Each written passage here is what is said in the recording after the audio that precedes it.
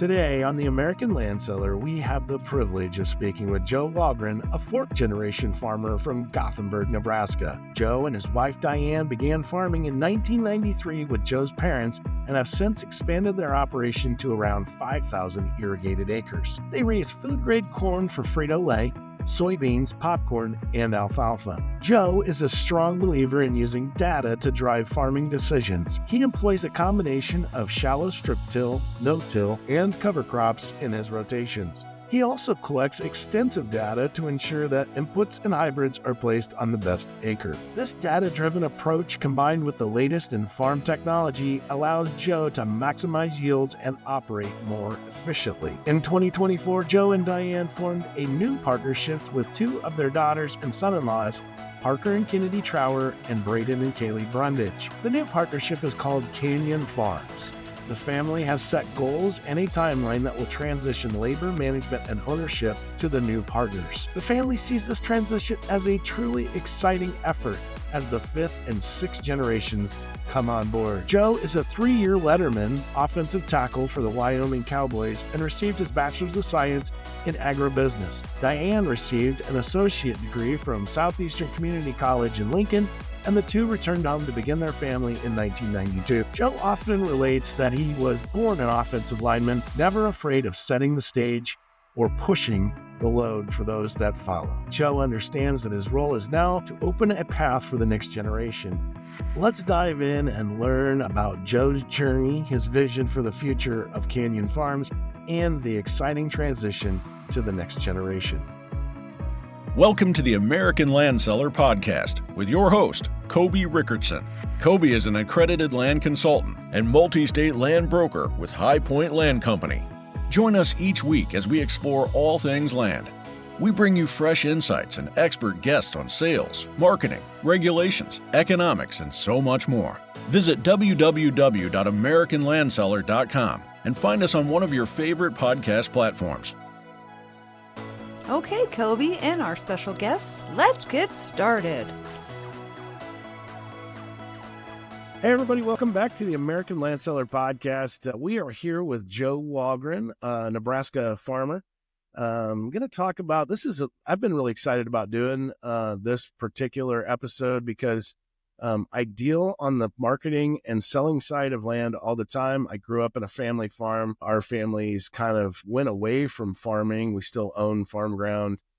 So we're investors, but we aren't producers anymore as my immediate family but I did grow up on a farm. And so it's going to be kind of fun for me to talk to Joe a little bit about, last time I drove a tractor, I think we had to actually hold on to the steering wheel the whole way through. And so we're going to dig into technology and what's going on. But let's start, Joe. How are you today?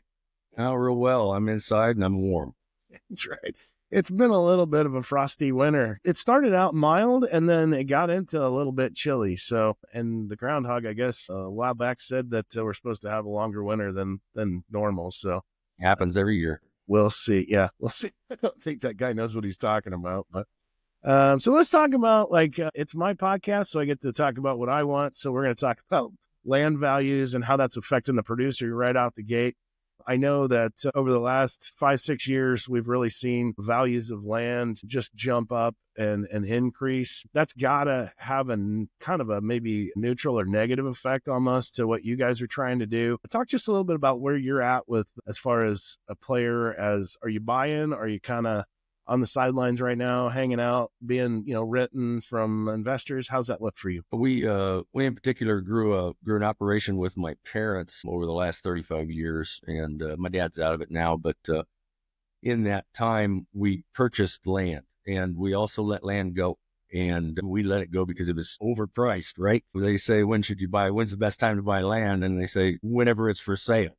That's what I say. But we didn't necessarily have the means, or it didn't make sense to us, or jeepers. I mean, we're just financially not ready to leverage like that. And so we let some stuff go. Of course, hindsight, you wish you would have bought it all, but I don't think I could have swung it. All that being said, over 35 years, we purchased our share of good ground that made sense. And a lot of it came from relationships that we had. It wasn't us out pursuing.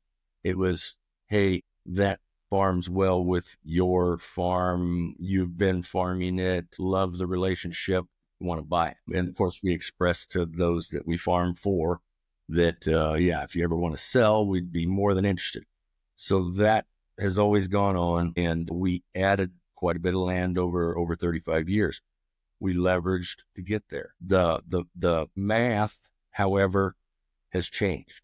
And it's not just the inflationary measures that have forced everything up, but rather than looking at 150% of rent or 160, 70% of rent, the values now of I don't want to call him an outside investor, because they're still farmers or farm owners that are flush enough and need some depreciation that they're out there bidding what I would tell you was 50% more than the land should ever sell for.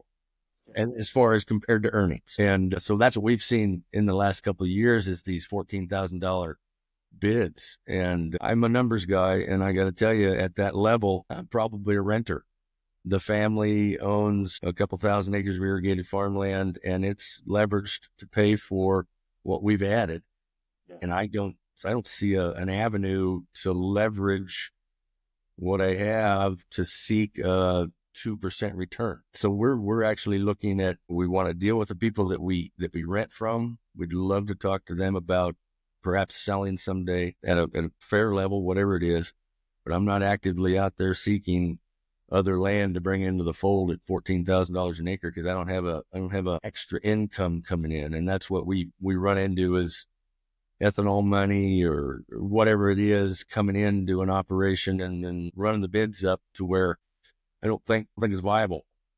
I don't think it's viable for me to leverage to that level seeking a 2% after-tax return. So that's the change. I guess all that said, that's the change. I didn't see that really coming. I didn't think that would affect us that much. I look at Illinois and Iowa land values being affected by influx of money that doesn't have anything to do with the farm. Never really figured Western Nebraska was one of those areas that was going to be affected that much by it. But here she is. Yeah, I mean, and again, like we have, I think what Bill Gates is one of the largest landowners in the county that I live in. So, it's just crazy. I agree with you on that how much outside, when we grew up, it was kind of just all producer owned, very, there was a few players and investment stuff, but that was never anything that I ever saw, growing up, that we were ever going to have investors in the land world. And then, like the push to offline land or online it into a different purpose has kind of been kind of fascinating in my industry too. Like we have a family that maybe owns 3,500 acres that will sell off all but 200 acres of it and start growing corn for whiskey, and so stuff like that. It's just so you have a certain percentage of your product that you're making on the farm, so you can say, hey, it's all farm grown, but you also can go out and buy your inputs that you need to make that. So I totally agree with you, and it's been kind of fascinating to me to see, like I said, some of that transitioning outside of into side-by-side trail systems or like you were just talking about, tourism-based agriculture, so I definitely get that. Do you think, like, I always say that, like my job is to take the property and put it in the right light in front of the right people to get the most value out of it. And so that kind of clashes a lot of times with what producers, like I get it a lot from the producers in the sense of, you're driving up land prices and putting me out of business, and so I look at it, in a different light than that. But, when you're considering it as, I believe it kind of yings and yangs. I think you're going to probably see, like right now we're seeing a normalization or a stabilization in land prices. There's other things people are interested in putting their money into and stuff like that. We've seen Bill Gates and some of those big players pull way back. Really in Nebraska, the biggest people that are still buying are the, LDS, the church. And so it's kind of going to be an interesting couple of years. Do you think maybe there's a pathway where you guys are going to be able to get back on track to maybe start looking at, hey, we're back in the game. We're going to be And what price range do you think that's got to be in for that to happen? If I've got a 50-year history, which I do with several of our landowners, and it comes up for sale because of a death in the family or transition from generation to generation, they all have a standing knowledge that we want to purchase. So I've got to make it fair. So play it out. I have one agreement where they are going to call an appraiser, and they're going to come appraise the ground, and my dad and I have first right to buy it at that level. That seems fair. That's more than I could ever expect from anybody. That is awesome. Appraise that baby until the 14,000 is in the neighborhood, and then it's like, oh gosh, well, the appraiser can't ignore that. Perhaps can average that with, I don't know, a 9,000 or a 10,000 sale in the neighborhood. But anyway, I slice it. The honest to goodness fair price is now elevated 2,000, 3,000, 4,000 higher than I thought it should be. I would bend over backwards at the $10,000 level, $11,000 level any day to purchase something I have a history on that's integral to my operation. I have no problem.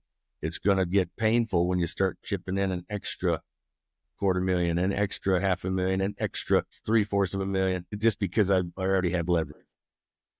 Yeah, it's an interesting point that you make. Is like I think honestly, like I'm not an appraiser, but I deal with it enough to know that most of the time that high end and that very low end, because there's the other side of that too. There's grandpa selling it to the grandson or whatever. That's going to be like that. You got to throw those out. Yeah. So I think they take those top and bottom like numbers, like the 1 or 2% at the very top and the bottom, and they throw those out. But you are right, though. I mean, there's been a lot more 14, 15, 13,000 sales probably in the last year, not last year, but the last 3 or 4 years that I ever thought I'd see in this industry. So that's just putting putting a sign out there, listing it, marketing it, and selling it. I'm not buying it for me either. Right.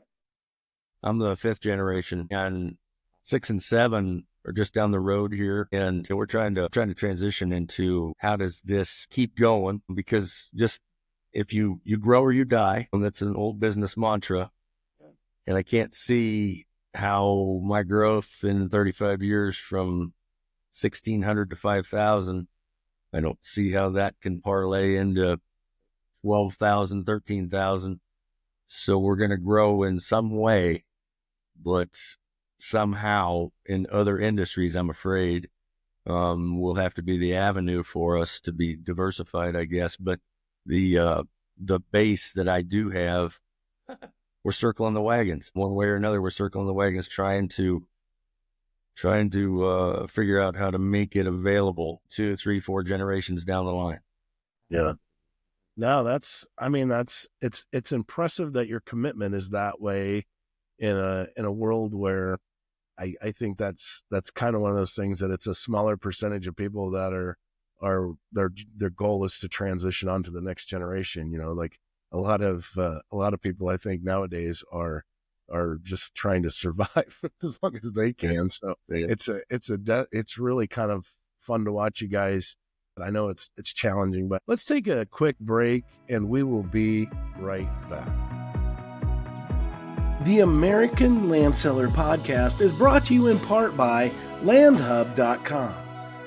Join us today and experience the expertise of LandHub's land marketing professionals. Whether you're buying or selling, let us show you the way in the ever-evolving world of land transactions. Visit LandHub.com and discover what the future of land marketing looks like. LandHub.com, where your land journey begins.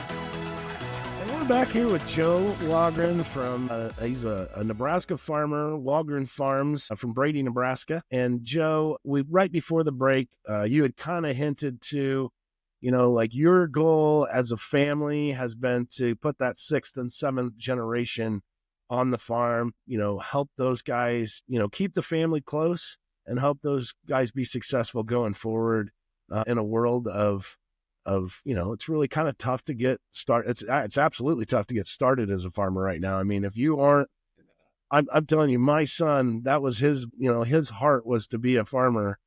And my dad had to sit, my dad had to sit down with him and say, bud, even if I gave you all the land that I have for you to farm, he says, you still have to go take $3 or $4 million and get the equipment. And I'm not really at a point in my life to get in it with you, and so jumping into it, if you aren't already into it, or, is really difficult. But you mentioned that, hey, we're looking at stuff that's like non-traditional that, that we can do to help improve our annual income and maybe create opportunities for those guys that are coming back, and working with you in the farm. Talk just a little bit about, what are you guys looking at? What's that look like? Are you kind of afraid of it, or is it exciting? How's that look? Yes, I would say not afraid of much in this world. I think you put good people around you, you'll figure it out. But we are committing to work things out because we don't have all the T's crossed and all the I's dotted.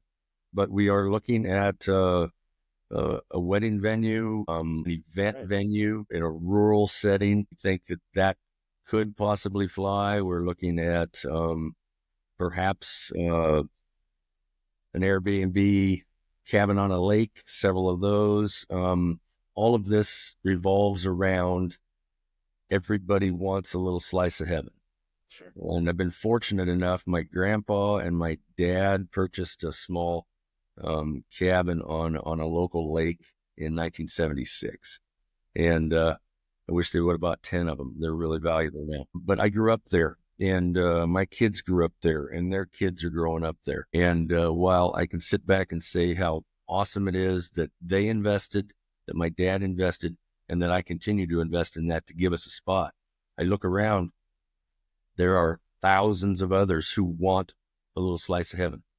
And so how do you provide that? I mean, it's a limited resource. And so we have looked at some of our property and another property that we're talking to some people about creating that little slice of heaven for them, whether that be a long-term place to park your camper. So when you grab the kids from play practice, you can head out there with the grandkids and your camper's all set up, and there's your little slice of heaven on the river or on the pond or whatever. So we're looking at models that would serve, people 30 to 60 miles away, even a mile away, and they'd have a little slice of heaven of something that they could call their own. And it's not necessarily a big blown up, expensive cabin on the lake, but it's your little slice, and you'd be proud to have it and proud to probably pay pretty good rent to have that. We're looking at that model. The wedding venue, that revolves around the fact that I have 3 of my 4 daughters living here. They all would like to be stay-at-home moms, and that would provide an opportunity. And honestly, they're very well educated and very well equipped to do it. They have experience doing what we need. And so we're just like, yeah, we're going to invest in this. This is tantamount to leverage what you would inherit when I die and use it today. Now, it's not necessarily something that will pay you to run to Fiji every year and eat bonbons. It will allow you to leverage your inheritance into a business. You run a business, but it's not going to pay you if you don't work it. Yeah. If you're running cows on grandpa's grass, you better damn well be there running cows on grandpa's grass and taking care of it and building the business. You can't be jacking around and expecting it to pay you if you're not working it, if you're not pouring your heart and soul into it. And they understand that. And I guess that's the model that we're kind of pushing. It's not a popular model with some of the generations older than me. They're like, no, you can't do that. You got to hold on to it. You can't let them use it. Can't let them have it. I'm like, I don't know. I'm more inclined to see them blossom with some equity that they can use while I'm still alive. Yeah. So I didn't see a lot of other ways to get at least three now of the 4 families that we have as kids, to get them here and to give them hope for a future and possibility of running their own business. I don't see any other way of doing it. It's tough. You come back to Gothenburg area, Brady area, because of you want to raise your kids here, or, but the jobs aren't necessarily what you wanted or expected. They're not necessarily paying you. The housing's not what you necessarily expected. And will you get anywhere over time? It's pretty difficult. And so they all want to start this business together. And it boiled down to me leveraging what they're going to inherit to do it. Yeah. That makes sense?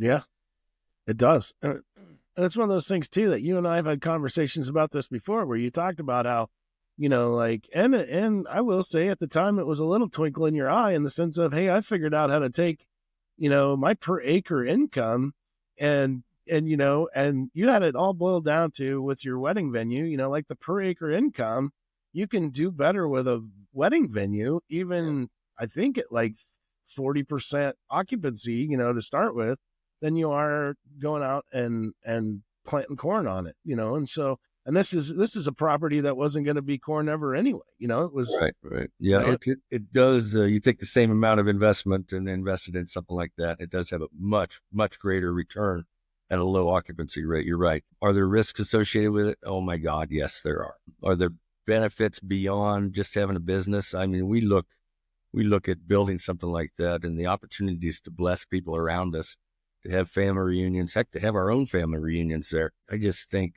allowing people like teammates to use the facility, to have their mentors out there at the lake fishing for free, father-son fishing stuff, fishing clubs, things like that. Those are all auxiliary to what we bought the property for, but they all provide a lot of blessings in the community if they come to fruition.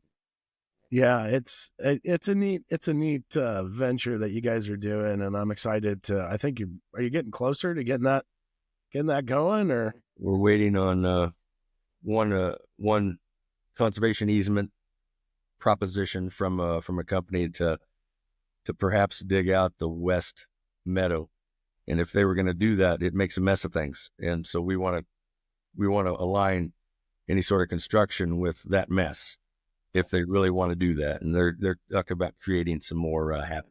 And then the $4.40 corn didn't help the whole thing. It slows things down just a little bit when your real job. That's what I always say. Like I have a lot of volunteer stuff that I do and stuff like that. It really hurts my day job when I have to actually go work hard. Yeah.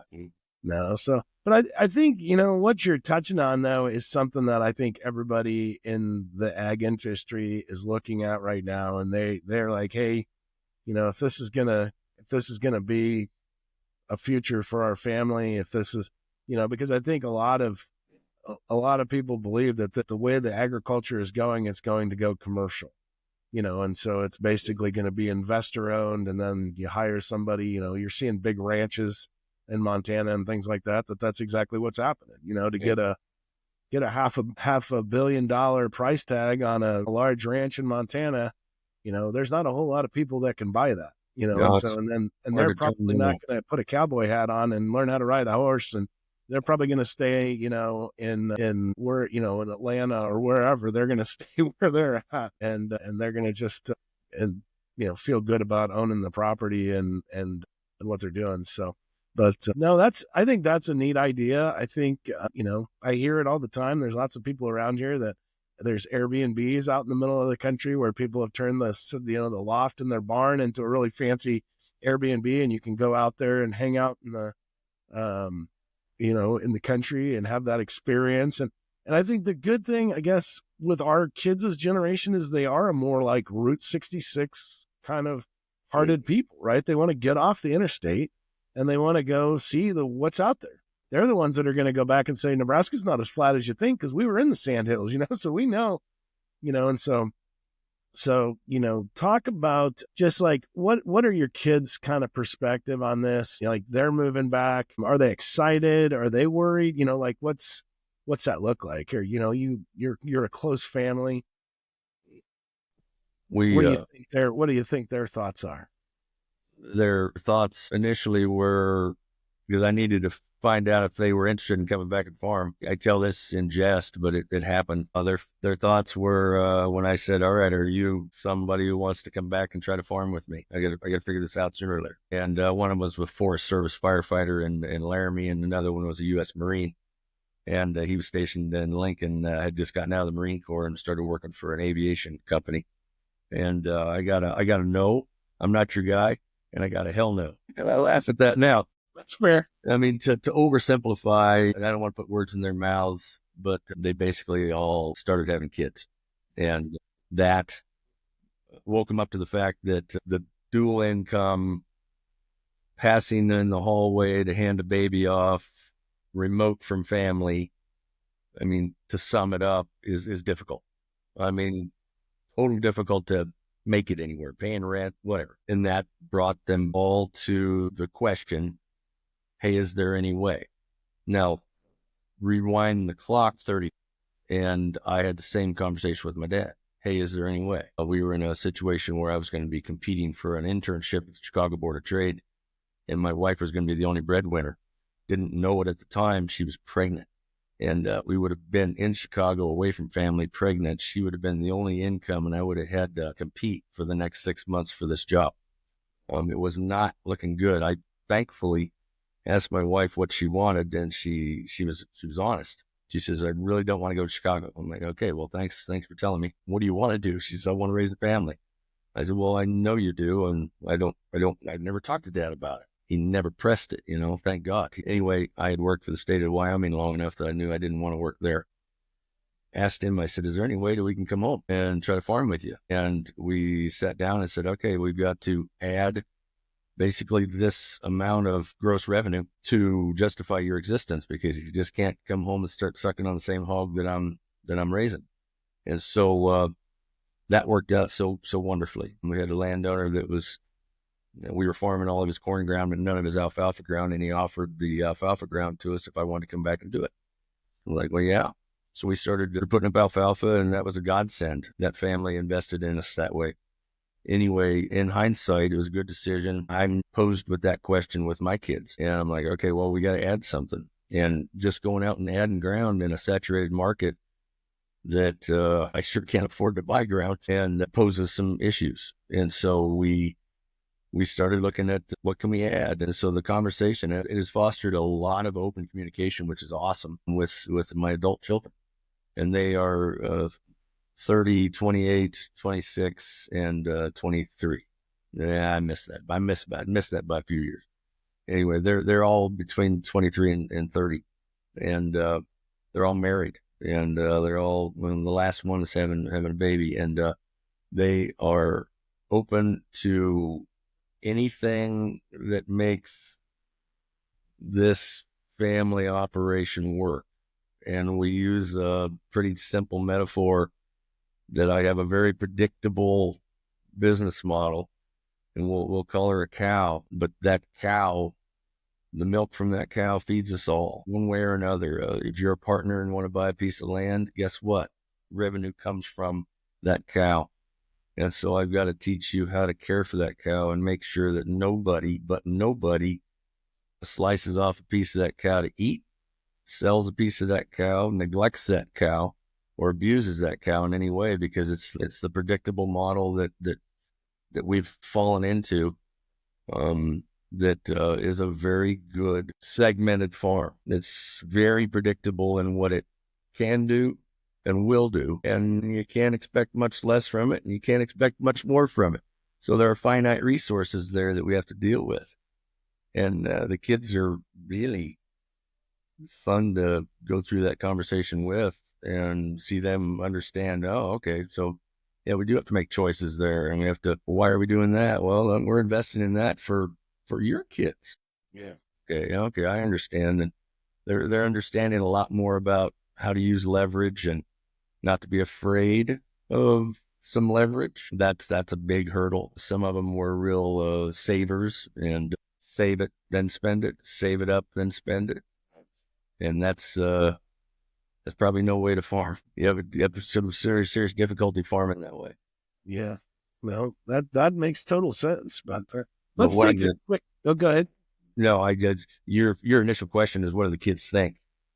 I think the kids are coming into it a little wide-eyed, like, oh boy, this is different than what we thought. A lot more happens in the boardroom than happens out in the field. And we don't necessarily get to do fun things. And sometimes we take home problems we have to think about. Yeah. I still think it's good for all of us. Everybody says you should leave work at home. And I'm like, yeah, a little bit of, I don't know exactly how to fix that problem is not too horrible to go to bed with sometimes. Yeah. Well, not only that, but, if I know your wife and she's a lot like mine, a lot of times that gets solved pretty quick when you have a refreshing, you talk about something with your spouse, they're probably smarter than we are. So, yeah, a lot of times that helps solve it too. But, no, I think it's interesting talking about the family dynamic because like, I know, like listening to my dad, and I don't know, our parents are the similar generation, but my dad was basically in California and got a phone call from him. Dad said, "Get your butt home. It's time to go to work." And so he was going out there to be something else and do something else. And there really wasn't any choice, and it kind of tracks with, like kind of how his attitude was about it for a long time, and so it's great that it's great that our parents were more of, oh, you're interested in it. Yeah. Come on back. And then again, giving you that heart to create that environment so that your kids feel like, they're welcome to come back and be a part of it. And not only that, but you're going to work with them on how to be successful, like creating that success for the future. And so that's really, really awesome. Let's take a quick break. And when we come back, Joe, let's dig into this like technology, because that's something that, like I said, it has changed 1,000,000% since I was planting corn and soybeans and stuff when I was a kid years ago. So let's take a quick break and we will be right back. Land isn't just dirt. It's where memories are made, families are raised, and livelihoods are built. But when it comes time to sell or buy, the weight of the decision is heavy. Where do you even start? Who can you trust to guide you? For too long, land transactions have been treated like a simple exchange. Numbers on a paper, a signature on a line. But it's more than that. At High Point Land Company, we don't just list land. We walk it, we learn its story, and we find the right buyer who understands its worth. You are not just another deal. You are the steward of something bigger. And we are here to help you navigate every step of the way. When it's time to sell, when it's time to buy, we're here. Because land is more than just land.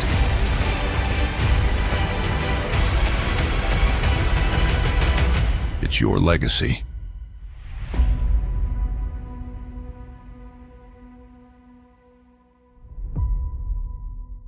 Hey, we're back here with Joe Wahlgren from Wahlgren Farms in Brady, Nebraska.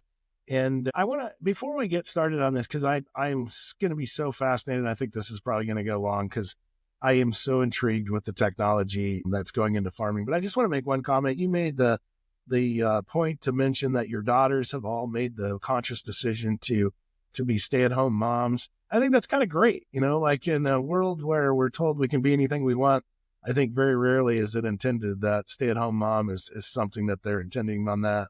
And I think it's going to be great for your kids and your grandkids, and your kids. And so that's awesome. So kudos to you and your wife for raising kids that are courageous enough to take that stance and make that their goal. So transitioning into technology in farming. This is probably something that at the end of the year here, when you're done harvesting, we should do another podcast, Joe, and just dig into like all of it, because when you were talking about, using what your assets are to create new opportunities, that's also true in the field, right? So you're looking at everything from mastering carbon credits to like the technology on your harvesting equipment, your planters, your everything that goes through the field is giving you data. So let's start there. Well, gosh, since we were kids, man, lots changed, right? I got to tell you, so much has changed since 10, 15 years ago. We were pretty early on with a lot of guys collecting data, but we get caught in the problem of, now, what do I do with this? How do I make actionable decisions, actionable data? How do you get that out of all of this? Sat back one year, working myself to death. Say that I'm blessed. I've got a great ability to try to run this farm. My point is that I was not getting all the jobs done that I should. And so I chose the ones that I wasn't doing very well, and I tried to hire them out. One of those was data manipulation, data collection, data. And so found a company, started dealing with them. They rolled in, created a new company. I can name them Crop Tech Solutions in Gothenburg. Sure. Started dealing with them from day one. Came in with Justin Strasberg from Sand Valley Ag. And they were trying to answer questions for me. And over the course of, now it's been 16 years, 14, 15, 16 years, we have developed a methodology. They do a very good job of handling just a load of data. I can't believe the data. It's millions of points of data. And just to give you a sense of what we do, we don't do all this on paper, but I have a copy of what I can show somebody like a landowner, because it's hard to present this kind of data, but I can show you and just hold up quickly and describe where we start. And where we start is a very specific look at fertility. And we grid sample every 2.5 acres every year. And that costs a load of money. It's like, it's $40,000, $50,000 a year, but end up with grids on every element that we need to track that look like that. And from that, like I said, I don't have all this on paper. This is all done digitally. From that, we get actual spread and fertilization recommendations that look like this. And you see the gray is 0 and the red is a whole crap ton. And so very specifically going to put nutrients where it says it needs it. We watch trend analyses, and of every element you can think of under the sun, we make sure that our next year is just as good as this year, and we're not mining or causing some problem. All of that data goes to serve with CECs and pH and everything else that has to do with that land, serve to provide us with polygons that we go on variable rate seeding and variable rate fertilizing. And just to give you an idea, this seeding map I just showed you runs everywhere from 19,000 plants to 34,000 plants. So that was something that was foreign to us 12 years ago. It was like, well, set the planter at 32, something like that. But they use the data. And if you've ever seen the movie Moneyball, they use that all the time. But you use the data to find out who should be on the mound, who should be on first base, and who should be at bat. And you trust the data, no matter what the guy looks like, no matter what the guy acts like. He has a relative history of getting doubles and triples. You put him on the bank. Sure. Anyway, so that's what they do. They take all this sort of data and blend it with seed corn company data, blend it with university data, blend it with all the different studies that come out as to the aspects of different fertility schemes and algorithms. And we get very specific with it. I mean, there are times when they come up and say, well, you don't need anything there. I'm like, are you sure? Or you really want it. If a little's good, a lot's better. And they broke me of that habit. No more bugs. Bugs are over. So we spend all this money saying specifically where it should go. And then they'll go and do some composite samples, which would be the old way, the 1990s. You run 80 acres of composite samples, dump them in a bucket, mix them around, get one recommendation, and you do the whole 80. And they'll do those samples today in this method. And every time they do it, this method applies less fertilizer, and makes more money at the other end. So at the other end, we have yield goals on those. I don't know if you can see that on those zones. We have yield goals for each one of those. And those yield goals run from 188 bushel an acre, 188, all the way to 285. And that is Moneyball at its best. It is saying, you know what? You've got data backed into the mid 2000s that say that particular acre won't do any good, won't do any better. And so we're not going to dump the inputs there. But this other acre over here, it'll do 285 goal, which means it can be 300 corn easy.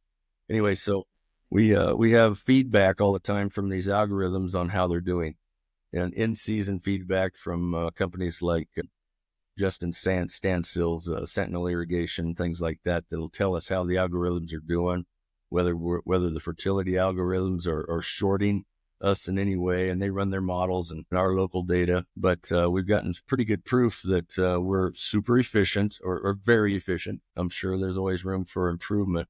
We run about a 0.75 nitrogen use efficiency, which is hands and heads above what the old recommendations used to be. So we seem to be very efficient there.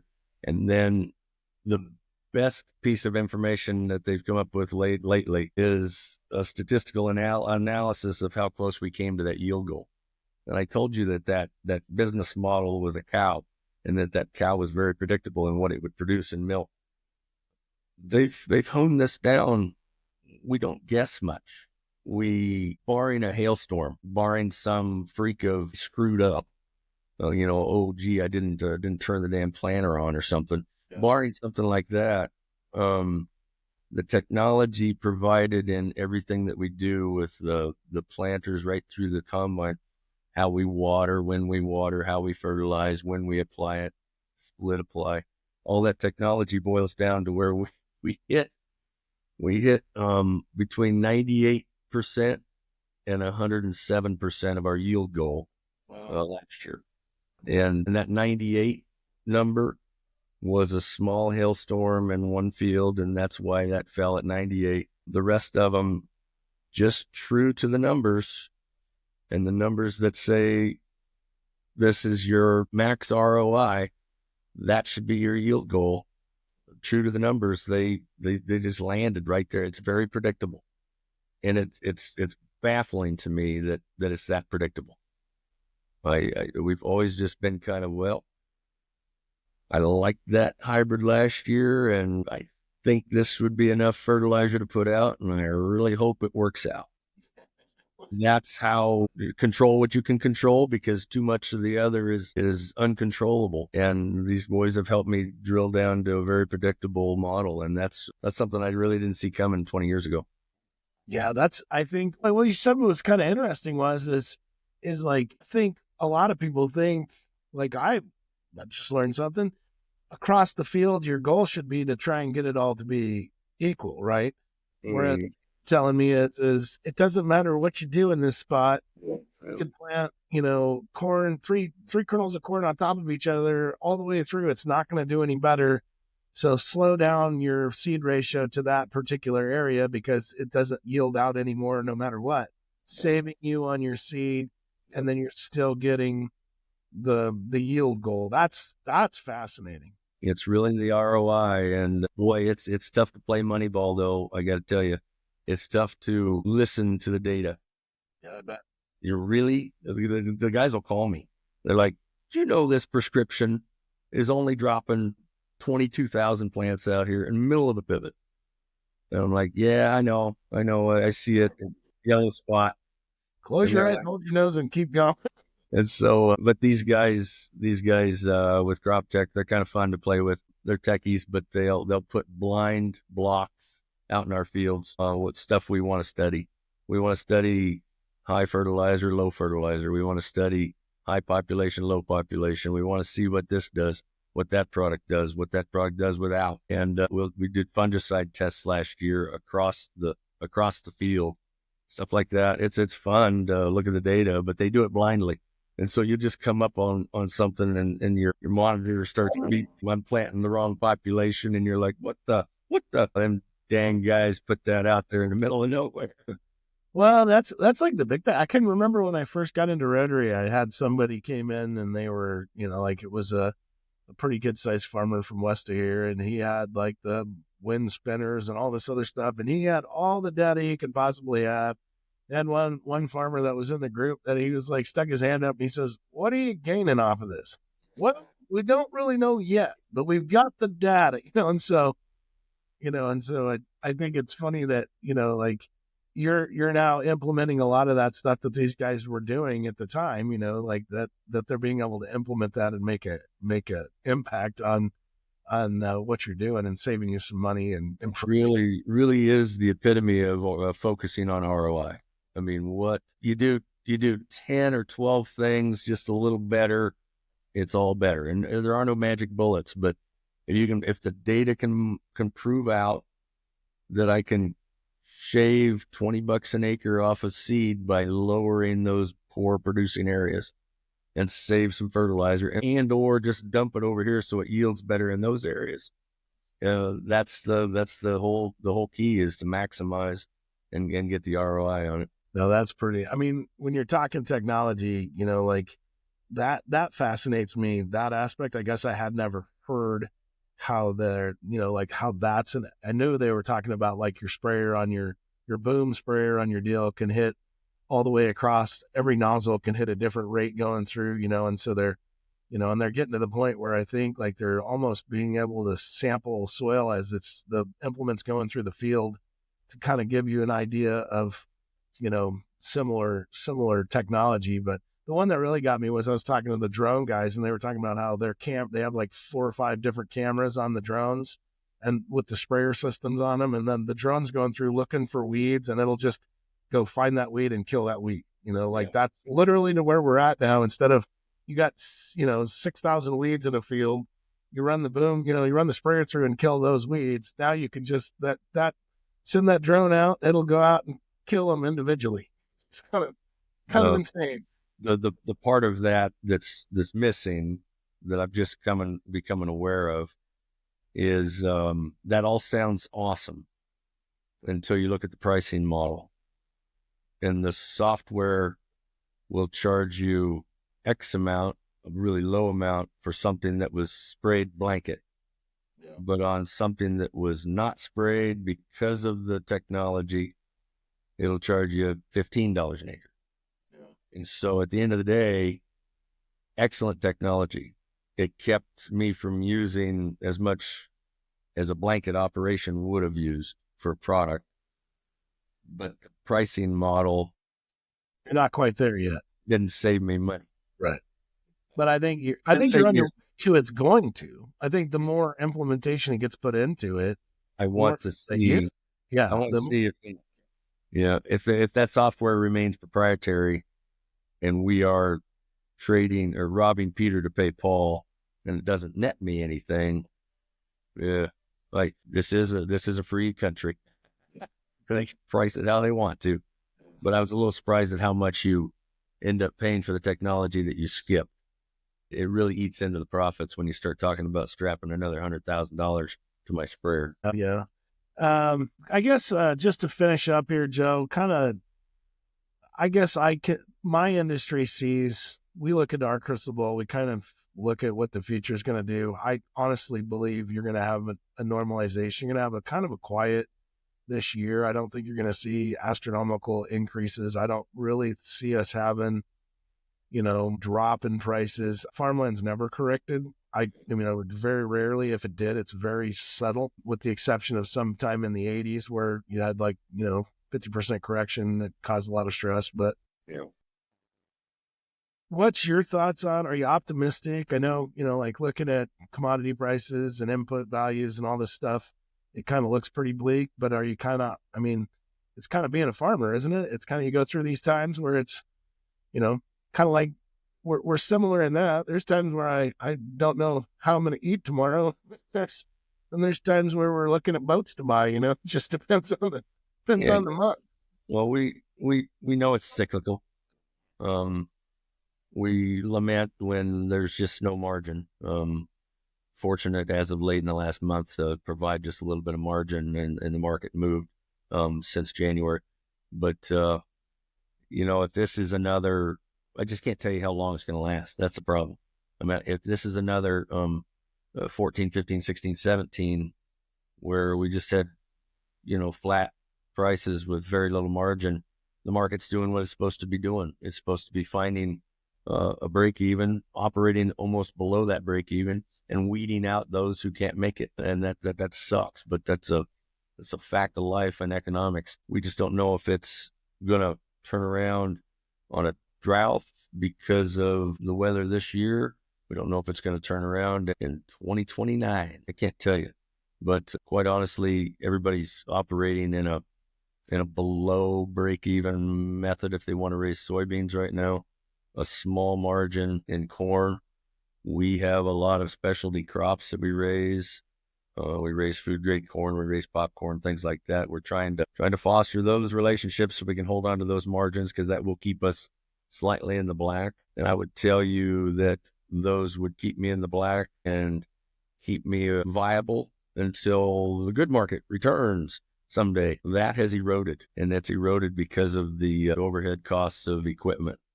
I can't fathom how some of the deals we used to make for a couple of combines every year at the $100,000 level have now gone to $200,000-$300,000 annually. And the prices of tractors have once again doubled. And I can't fathom how narrow margins, hold on by your fingernail until prices return 5-6 years later. Those three things, cost of living, taxes, and depreciation, are a draw on whatever you do. And so while on paper I can break the farm even, all three of those, taxes, depreciation, cost of living, lowered or added debt to our farm. And that's where we are. We know we're going to try not to do that at a hell of a rate. You better figure out what your cost of living and taxes and depreciation are, and try to hold on. But any minute it could break. I got to tell you, we're the eternal optimists. Yeah, sure. If you're not optimistic, you shouldn't be in farming. You can't figure out how to do it. You can turn on the news, and old Eric Snodgrass could tell you that the biggest drought is going to hit east of us, and Lordy, hold the farm, we're going to have $9 corn. You just never know when it's coming. And so that's the carrot that we hold out. I think we're holding the carrot. I don't think anybody's holding it. We are the ones holding it. Holding it up and chasing it at the same time. Exactly. Haven't figured out how to wheel it. That's funny. No, well, I appreciate you taking the time to do this.